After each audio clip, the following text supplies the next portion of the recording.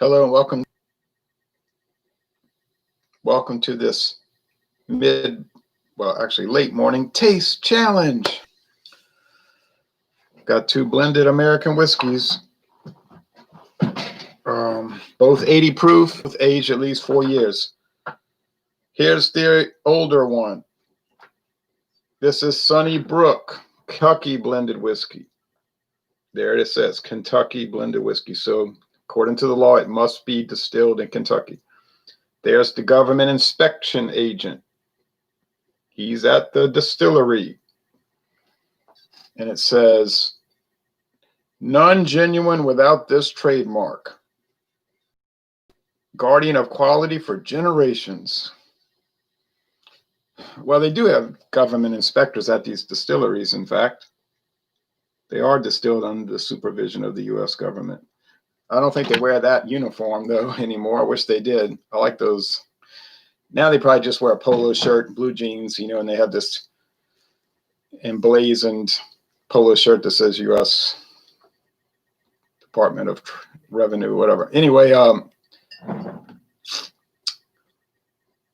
like the old uniforms. Kentucky blended whiskey. Now, I like the write-up here. Now, they used to make a Sunny Brook bottled in bond. Whether they still do, I do not know. There's no website listing for either one of these. This used to be featured on the Beam-Suntory website, but the Beam-Suntory website dropped it off of there. I can't find any mention of it. 1 liter bottle. This liter bottle cost me $6.49 in Orange, Texas at Big Red Liquors. And the girl says, the girl running the register says, I don't recall it. What she say? I've never seen anybody buy this one. And I said, I believe it. This is a Kentucky whiskey of noticeably finer taste. Finer than what? With a special smoothness and mildness, which are the result of masterful blending. Okay. Blended and bottled by the old Sunny Brook Distillery Company, Frankfort and Claremont, Kentucky. Well, there ain't no such company. It's Beam-Suntory. But it does have that same old drab yellow label like all these blended whiskeys seem to have for the most part. Same kind of shade of yellow, this washed out drab. I don't know, just to look on my kitchen counter where I have them all nicely lined up as I rotate them in and out, to see all that yellow. I don't dislike yellow. It's a fine color. The San Diego Padres thought so again in 2020. They like mustard yellow. But I don't know. This is just too drab, too humdrum, too depressing. But whatever. Since 1836, J.W. Dant charcoal perfected. Old style blended whiskey with natural flavors and caramel color. Now, there was reading some 2018 article. The writer was saying they ruined this stuff. It used to say whiskey on there, just whiskey. Now it's blended. And it's terrible. And he said, this is my go-to for 20 years, man. Yeah, it was a straight whiskey. But back in the 70s, if you find old bottle shots, and there are many bottle photographs, people selling old bottles from 1973, 4 or 5, it said 10 years on it, aged 10 years. So it's a much different product back then, and probably a good deal more expensive, in that, as the dollar was worth at that time, and the dollar was worth more at that time. But so is there still a J.W. Dant bottled in bond? Yes, there is. Not called charcoal perfected. Well, it might describe that on the label. That one's more than $6.49. Okay, the bottled in bond, it's the white label. I've heard good things about it. I intend to buy it at some future point. This is the blended one. It says charcoal perfected. I don't see where it benefited from charcoal, but then, you know what? I didn't taste it before they charcoal melted it. Might have been way worse. So I can't comment on Dant, bottle and bond. I can comment on this, since you can see I've gone through half the bottle, well, 45% of it. And I can comment on J.W. Dant blended Scotch whiskey, which they're bringing in from Scotland, obviously under contract, because there's no Dant distillery in Scotland. And there's a huge essay on the back of the bottle, like a huge essay in micro print about the history of Scotch. That's a really great bargain. $8.99 a liter. $8.99 for a liter of blended Scotch whiskey. Yeah, I know it's only aged 3 years, but you know what? It tastes pretty good. So sometimes cheap stuff works out. And other times, like with these two, I don't find it works out. But I'm gonna be fair. Y'all know I'm always fair, even though I might make cheeky comments and go on and rant and rave and all that. But I try to be fair. I don't play favorites with this stuff. I don't even care. I just bought it. No one made me buy it. And I don't feel bad for ridiculing it because they made it. You know what I'm saying? They produced it. There's my tags. A CP, charcoal perfected. Whoops. A little bit too much. Not quite, but you know, I think that came pouring out, man. That was gushing out of the bottle. Woof. Didn't expect that. Wow, it's so rich and caramel. Yeah, I know, because it says with caramel color. Huh. If no color was added, it would be so pale. That thing would be so pale straw. The caramel doesn't affect the flavor. Caramel color. It's just a coloring. It's odorless, tasteless. It's a thing that these companies buy in bulk. Caramel coloring for whiskey production, it probably says.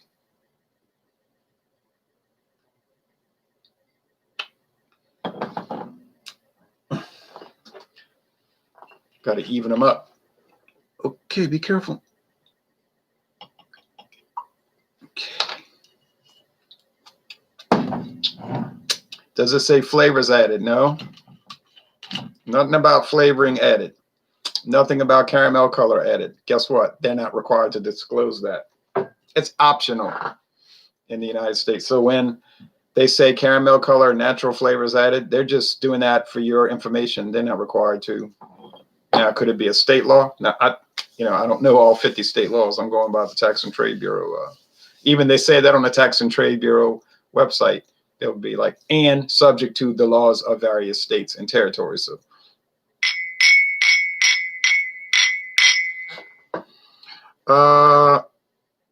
Well, I noticed one thing. The Sunnybrook does seem to be a slight bit lighter. Oh, it's very close, but it seems to be just a shade lighter in caramel. And this one is a shade, well, obviously darker. I was trying to find a sell sheet on the internet at a liquor store for the charcoal perfected, because I like to read those sell sheets, and they brag about how great it is. You know, it's funny to read those because when you taste it, you're like, are those people at the distillery tasting what I'm tasting, or are they just putting out some BS sales copy? You know, it makes you wonder. It's like, where are they coming from with all this? You know, the intricate art of blending results in a fantastically demure whiskey experience. I'm like, That's why it's $6.49 a bottle, because it's that great. But I play along, you know. I play along like, oh yeah, wow, the art of blending.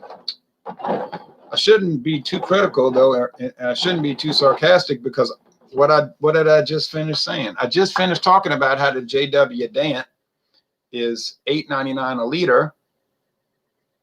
And it really is good. It's like they did follow the art of blending, you know, engage in the art of blending.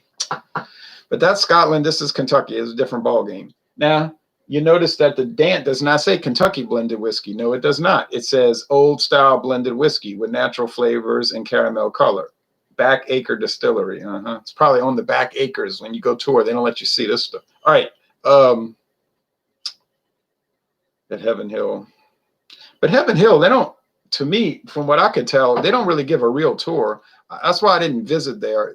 First, they want to charge money. And secondly, it's like the Heaven Hill experience.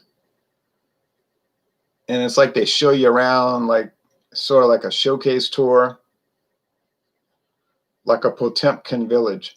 Now, I want to go to the real distillery and see the real operations. All right. That's why I didn't go to Jim Beam. They say the Beam experience. It's like visitor center. No, it's not like a visitor center. It is a visitor center. Whereas if you go to Buffalo Trace or Barton 1792, it's the actual distillery. They take you into the guts of the distillery. And they're not shamed about they're not shamed about trying to hide certain brands they make. They just tell you, oh yeah, we make Crystal Palace here. Crystal Palace gin, which is considered like some old bum gin. They just don't care. They don't try to hide it. And I like that. And when I was at Buffalo Trace, the guy was like, yeah, we make Buffalo Trace here in Blanton's. They took us to the Blanton's distilling part. It was very interesting. And all these wonderful bourbons were so renowned around the world, which they are. He said, but you know what's mainly in this big, huge barrel room we were in? He said, most of it's ancient age. Ancient age is their cheap bourbon. $9.49 a bottle at Walmart, straight bourbon, aged 3 years. But they weren't shy about it, trying to hide it. Like I say, when I was at Bardstown at 1792 Barton Distillery, the tour guide said, hey, we're talking about bourbon and whatnot. She said, but you know what half this operation is aging? Well, I knew. I said, brandy. She turned real quick and looked at me and said, that's right. We age Paul Masson brandy. We have a contract to age Paul Masson brandy. I said, uh-huh. Yeah. Doesn't make any difference to me. I'm just saying but some of these companies like Jim Beam and all, they want to be they only want to talk about like their mainline stuff and try to eschew the street level. I'll give you another example. Miller Brewing, go there to Milwaukee.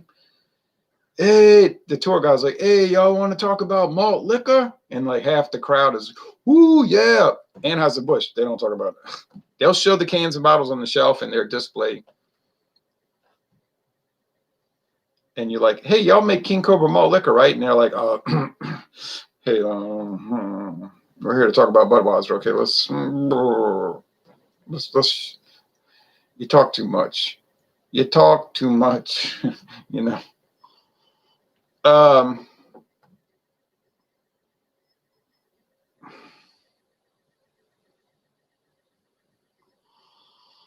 Well, tell you the truth, this smells like regular old ordinary run-of-the-mill, standardized, generalized,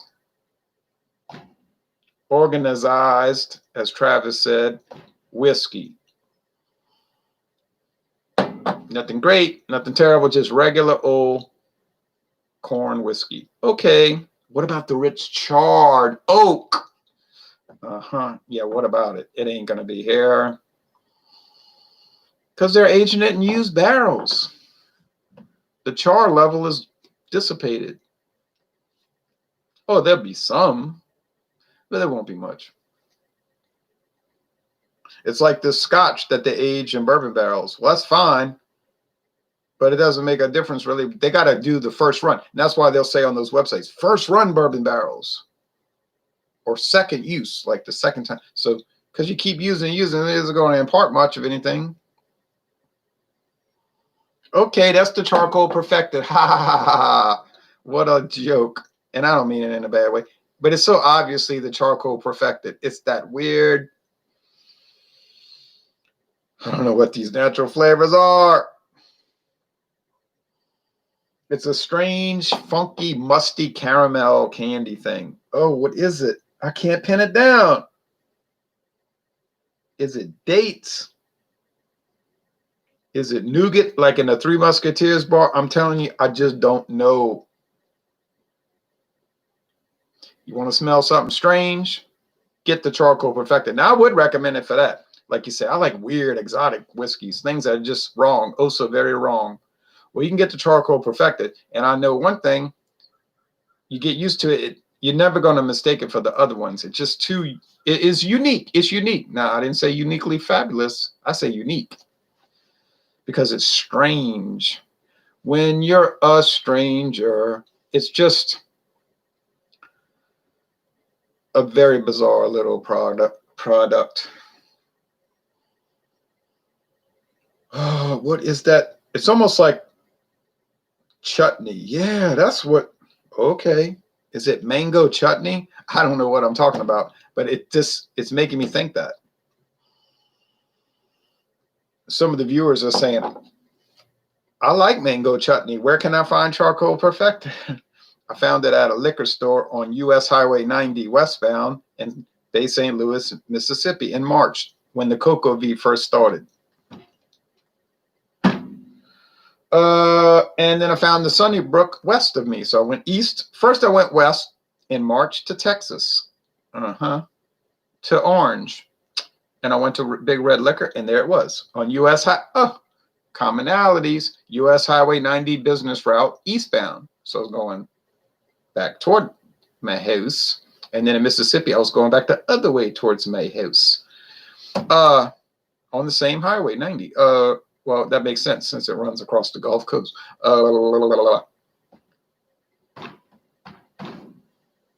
Maybe the Mississippi trip was in April. I don't remember. But they were all getting all locked down, paranoid, so I wasn't wearing any face cover. That was before they started getting all like East German communist about it, Okay, so we already know which is which. All right, there's no question here. There's no question. On aroma only, this is the charcoal perfected, clearly. And this is the Sunny Brook, clearly. That is without a doubt. I'm going to disclose it now. I'm not going to taste it. I'll go through the tasting protocol. But I know this is CP, charcoal perfected. And there you go, CP. Aroma only. Now, when I first started doing this, I was getting it wrong half the time. But what was I going up against? Other Heaven Hill products. And if you want to trade, and their blended whiskeys are strange all across the board. Heaven Hill, they make some strange stuff. I ain't talking about their straight bourbons. Not talking about Evan Williams and Elijah Craig, and those kind of things. I'm talking about this stuff. Beam. Well, I don't know because I've only had 2 Beam blends. Oh, I'm sorry, 3. I had the Beam 8-star, 2 different ones too. I had the old 75-25 8-star, which was pretty nice. Then I had the 80-20, which is not as nice, but not bad. And then I had the Beam. I had the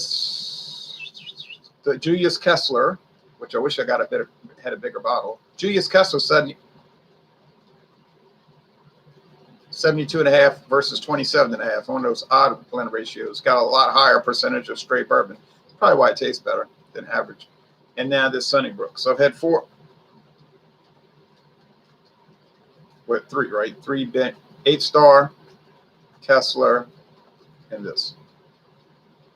From Beam. Do they make others? Yes. Do they talk about it? No. Except for the Spanish one. There's a Spanish blended whiskey that is very popular in Spain, and they have a link on their website, and there's all kind of varieties of it. It's real complicated. I don't know anything about it. I'll never see it probably anyhow. So, okay, on with the taste.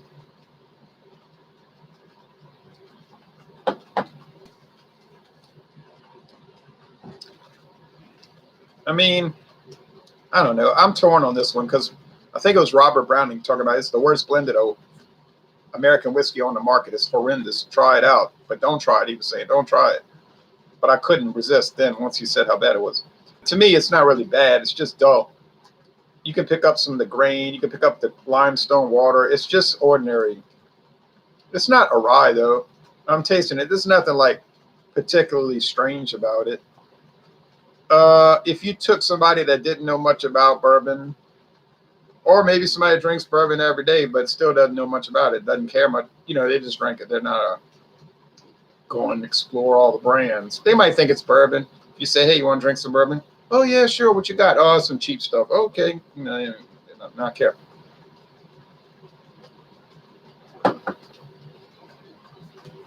They could drink this and say, yeah, it's corn, a little barrel char, little floral, like honeysuckle nectar, little fruitiness like cherries, little, like real little, something like that. Yeah, it's fairly credible actually. Maybe my appreciation has gotten better since I've been going to this charcoal perfected stuff. But yeah, it's okay. The art of blending. Whoa. Calling it as I'm seeing it. I call it as I see it in the present. I don't call things as I remember them months ago or even years ago. That I don't do that. Okay. Oh, I'll be so glad.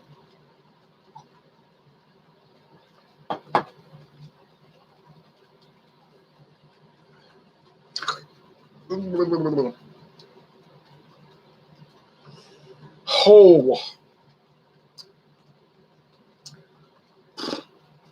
you know, it's sort of like prunes.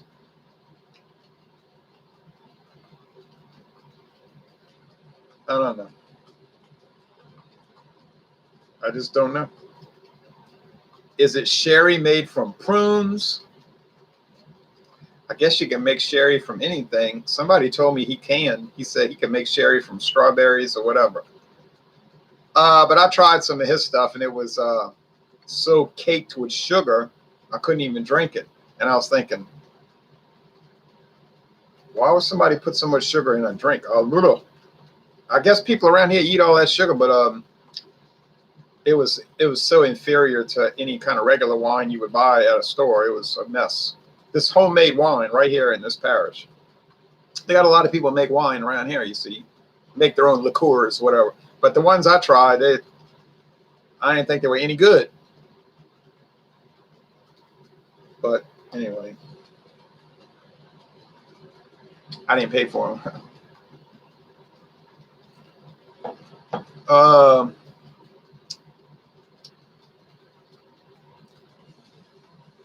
It's some kind of corn liquor. It's got a kind of harsh bite to it. I hope I don't look on this label and see where it says smooth. Good. They don't say charcoal perfected. For what? Having a harsh bite? Whew. Ouch. Our chihuahua on this. Yeah, and it's got some strange prune taste. I don't get it. I don't understand it. I can't accept it. I can't deal with it. But anyhow, one day it's like an apocalypse now. He says, one day this war is going to end, son. One day I'll be finished with this bottle. But it's going to be years from now, I'm afraid. Woo, woo, woo. Well, this is for Friday. Because I know some people might be saying, didn't you just do a taste challenge at dawn this morning on Thursday? Yeah, I did. And so I'm going to mark it off in this calendar book. I gotta get a new calendar book.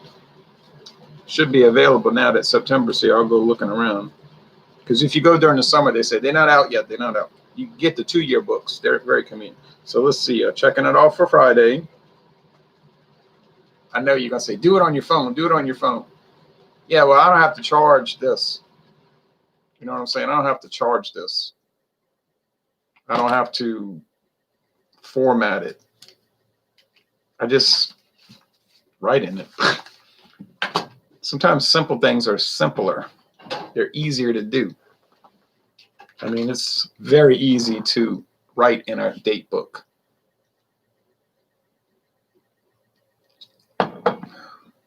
And then I'll have people tell me, I got it in my phone. I say, well, what's the date? Well, I got to look for it. Let me see.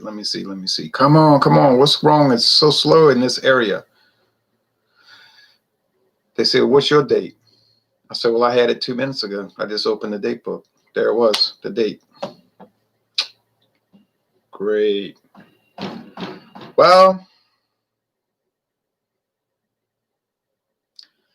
I don't know what to say about this because it started off okay, then it crashed, and it was like bad, bad, bad, bad, bad, bad. Every time I did an examination, go back and watch them. You'll see if you can bear watching it.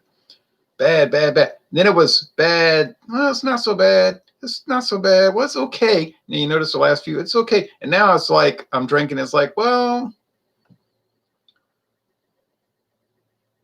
maybe, and this is theory more than fact, obviously.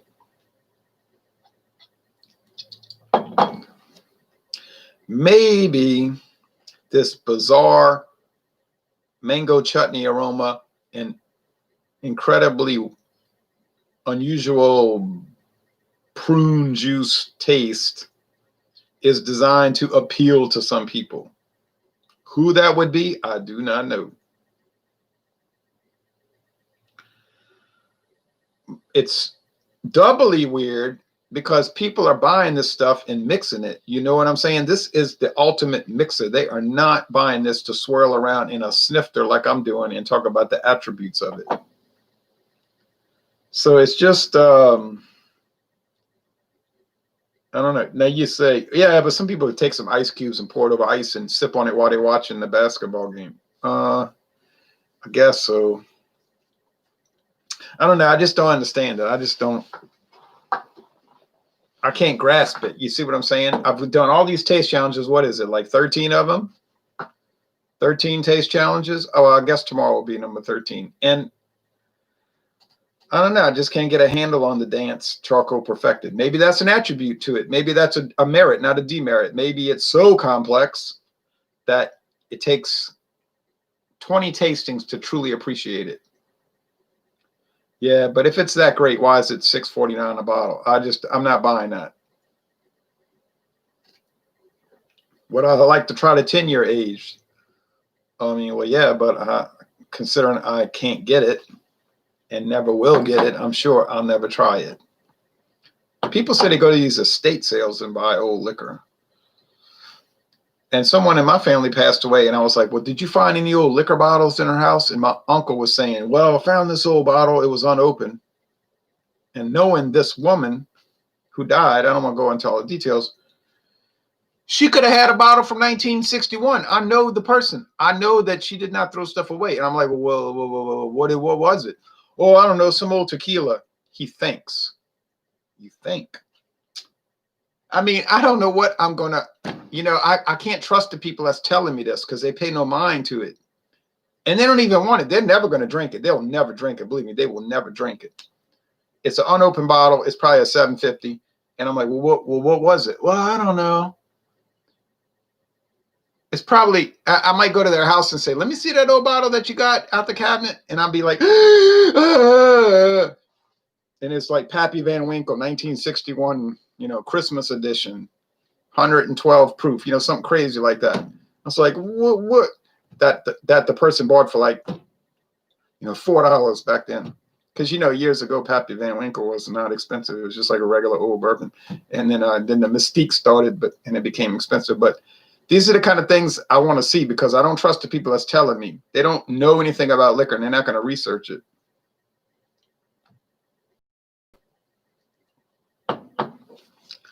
I mean, it might just be, I don't know what it might be like. Moctezuma tequila from 1978 that wasn't worth anything then and ain't worth nothing now. Montezuma. They make that Moctezuma tequila, true product. I've never had it. Well, of course, I've never had tequila of any brand.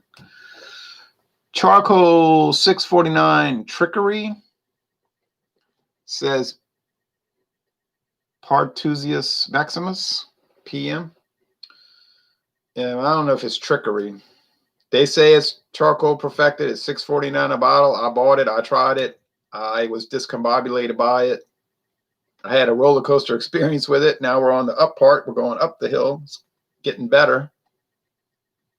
But it's all going to come crashing down Saturday morning, so I don't care because it's going to be 7 Crown to the rescue. 7 Crown to the rescue. 7 Crown to the rescue. Go 7 Crown. Go 7 Crown. Because this is going on. And this is going on. Look what's coming into play. Look what's coming into play. Saturday morning at Dawn Busters. Oh, that's going to be a total decimation, a disaster of epic proportions. I feel sorry for you. I really do feel sorry for you. Like Ash said in Alien, you have my sympathy because you got no chance.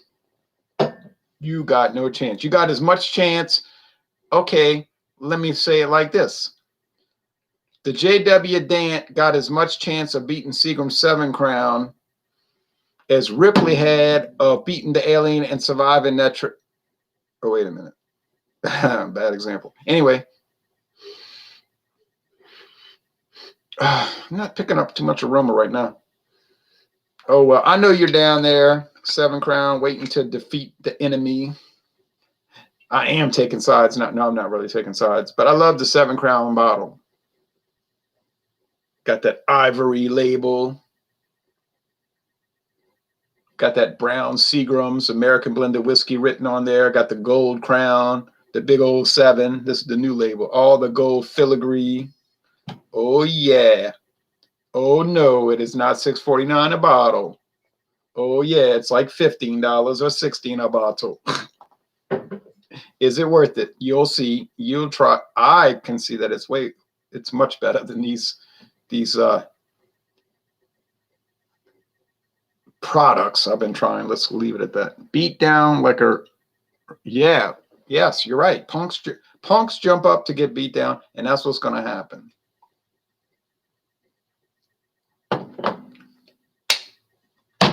Well, it's been an experience. I'd love to say it's been a good experience, but I can't really say that. It's been interesting, though, and I guess that's all you can ask for. If you can't have a good experience, at least have an interesting experience.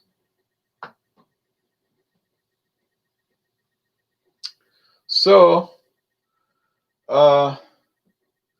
after we do the Saturday morning festivities of the Seagram's 7 grand victory, great victory, it will be a victory, a clear-cut victory, I might add. Then we're going to move on, like Bad Company. We're going to be moving on to Canadian whiskey, and I got a good product, a legitimate product, a product that I don't have to like explain it away. It's just a really good quality premium product, and it's Crown Royal Bourbon Mash, Blender's Mash, Bourbon Mash, Blender's Mash, Bourbon Mash, Blender's Mash, Bourbon Mash, Blender's Mash. Some of y'all know where I'm going with that. Is it the greatest thing in the world? No, I don't think it would be $27.99 if it was the greatest thing in the world. Is it way better than what I've been dealing with the last 2 weeks? Yeah. And so that's going to be a real fun. I'm really excited about Seagram's. Well, it used to be Seagram's, but Crown Royal Bourbon Mash versus all the other Canadians. I think it's going to be a great series. I don't know if it's going to win all of them. I don't think it'll beat Canadian Club 12 year. But then, of course, why would it? No one else has. Not a single Canadian whiskey I've had has come close to beating the Canadian Club 12-year age. Small batch. Thank you, John and Neely, for that. Oh, yeah. Oh, yeah. Age 12 years. So then that's going to be so exciting. I'm going to be like sad that it's going to go away. But after a time, it will. And then, oh, the Scotch. I have the very highly questionable John Barr with a somewhat, I would call it a shady website. That's the way I see it. Don't know a thing about John Barr really, except it's owned by some Filipino company. I'm not saying that as an indication of disparagement. I'm just saying, well, you know, you go look at the website. Tell me what you think. I find it sort of shady, but I find the product is a bit shady, but I don't care. I paid, I don't know what, $15.65. It's normally $24, so that's fine. Then we're going into single malt. That's where it's going to, that's where the thing's going to get ramped up. That's where we're going to ramp things up. We about to ramp things up. and it's going to stay ramped up, because what's coming up after single malt Scotch whiskey? Rye whiskey. Oh. And then we're going to pivot back to America. Oh, wait, what am I saying? Then we're going to do rum, gold rum. You say, what great and fantastic gold rum do you have? Oh, well, I got Ron Rico. Let's not go there too much. Slim Shady Scotch. Right. Please stand up.